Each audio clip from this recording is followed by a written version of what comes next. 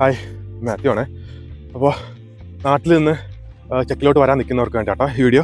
നിങ്ങൾ ഈ നാട്ടിൽ നിന്ന് വരാൻ തീരുമാനിക്കുന്നതിന് മുമ്പേ ആദ്യം നിങ്ങൾ ശ്രദ്ധിക്കേണ്ട മെയിൻ ഒരു കാര്യമാണ്, നിങ്ങൾ ഏത് വിസയ്ക്കാണ് വരുന്നത്, എന്തിനാണ് വരുന്നത്, സീസണൽ വർക്കാണോ അതോ എംപ്ലോയി കാർഡാണോ, ഇതെല്ലാം ഒന്ന് ചെക്ക് ചെയ്യണം കേട്ടോ. നിങ്ങൾക്ക് പ്രോപ്പറായിട്ട് ചെക്ക് ചെയ്തതിന് ശേഷം മാത്രമേ നിങ്ങൾ പൈസ കൊടുക്കൂ. എന്തായാലും നിങ്ങൾ 3-4 ലക്ഷം രൂപ ഏജൻസിക്ക് കൊടുക്കുന്നതാണ്.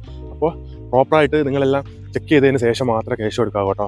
എല്ലാവരും ചെയ്യുന്നതെന്ന് വെച്ചാൽ ആദ്യം കൊണ്ട് ക്യാഷ് കൊടുക്കും, എന്നിട്ടൊരു എംബസി അപ്പോയിൻമെൻറ്റ് കിട്ടാതെ വരുമ്പോഴായിരിക്കും അന്വേഷിക്കുന്നത് ഇതെന്താ കിട്ടാത്തത്, എൻ്റെ വിസ ഏതാണ്, സീസണിലാണോ എംപ്ലോയി കാർഡാണോ എന്നുള്ള കാര്യം. നിങ്ങൾ സീസണിൽ വരാൻ നിൽക്കുന്ന ഒരു സീസണിൽ വന്നാൽ നിങ്ങൾക്ക് ഇവിടെ TRC കിട്ടത്തില്ല. ആ ഒരു ടൈം പീരീഡ് കഴിയുമ്പോൾ നിങ്ങൾ തിരിച്ചു പോകണം. എംപ്ലോയി കാർഡിൽ വന്നാൽ മാത്രമേ നിങ്ങൾക്ക് ഇവിടെ TRC കിട്ടത്തുള്ളൂ. TRC കിട്ടിയാൽ മാത്രമേ നമുക്ക് എന്തെങ്കിലും പ്രയോജനമുള്ളൂ. അല്ലെങ്കിൽ സീസണിൽ വന്നിട്ടൊന്നും ഒരു കാര്യമില്ല. നിങ്ങൾ 3-4 ലക്ഷം രൂപയും കൊടുത്തിട്ട് വന്നിട്ട് 6 മാസത്തെ സീസണിൽ വർക്ക് കഴിഞ്ഞിട്ട് തിരിച്ച് നാട്ടിൽ പോകുന്നതായിരുന്നു നിങ്ങൾ കൊടുത്ത പൈസ പോലും ഇവിടെ ഒന്നും ഉണ്ടാക്കാൻ പറ്റില്ല. അപ്പോൾ നിങ്ങൾ പൈസ കൊടുക്കുന്ന മുമ്പേ എല്ലാ കാര്യങ്ങളും ഒന്ന് തിരക്കണം കേട്ടോ. ആദ്യം എന്തായാലും നിങ്ങൾ 3-4 ലക്ഷം രൂപ ചിലവാക്കുന്നുണ്ട്.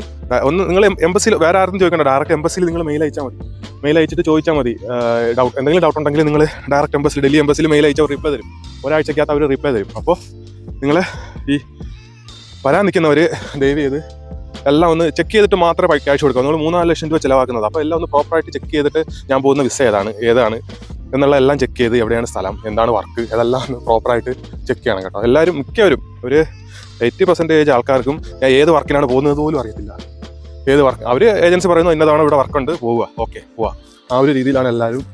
അവർ ഏജൻസിക്കാർ സംസാരിക്കുമ്പോൾ നമ്മളതിൽ വീഴും, ക്യാഷ് കൊടുക്കും, പിന്നെ ഒന്നും തിരക്കത്തില്ല. പിന്നെ നമുക്കത് കിട്ടാതെ വരുമ്പോഴായിരിക്കും നമ്മൾ പിന്നെ തിരക്കുന്നത് എന്താ സംഭവം എന്നുള്ള കാര്യം. പിന്നെയാണ് അറിയുന്നത് ഇതാണ് സീസണിലാണ് എംപ്ലോയി കാർഡാണെന്നുള്ള കാര്യമൊക്കെ പിന്നെ അറിയുന്നത്. അപ്പോൾ പൈസ കൊടുക്കുന്നതിന് മുമ്പ് എല്ലാം ഒന്ന് നിങ്ങൾ ചെക്ക് ചെയ്യണം കേട്ടോ. നിങ്ങൾക്ക് വേണമെങ്കിൽ ഞാനിവിടെ ഡൽഹി എംബസിയിലെ നമുക്ക് എൻക്വയറി സെക്ഷനിൽ മെയിൽ അയക്കേണ്ട, ഞാൻ മെയിൽ ID ഇവിടെ കൊടുത്തേക്കാം കേട്ടോ. നിങ്ങൾ ജസ്റ്റ് ഒന്ന് മെയിൽ അയച്ചാൽ മതി. എന്തായാലും 3-4 ലക്ഷം രൂപ മുടക്കുന്നില്ല. ഒരു മെയിൽ അയക്കുന്നതിന് വലിയ ചിലവൊന്നുമില്ലല്ലോ. അപ്പോൾ ഓക്കെ, എല്ലാവരും ഒന്ന് പ്രോപ്പറായിട്ട് ചെക്ക് ചെയ്തിട്ട് മാത്രമേ ക്യാഷ് കൊണ്ട് കൊടുക്കാൻ പറ്റുമോ. കുറേ ഒരു മെസ്സേജ് അയക്കുന്നുണ്ട്, ക്യാഷ് പോയി, അത് പോയി, അതുകൊണ്ടാണ് പറയുന്നത്. Okay, by.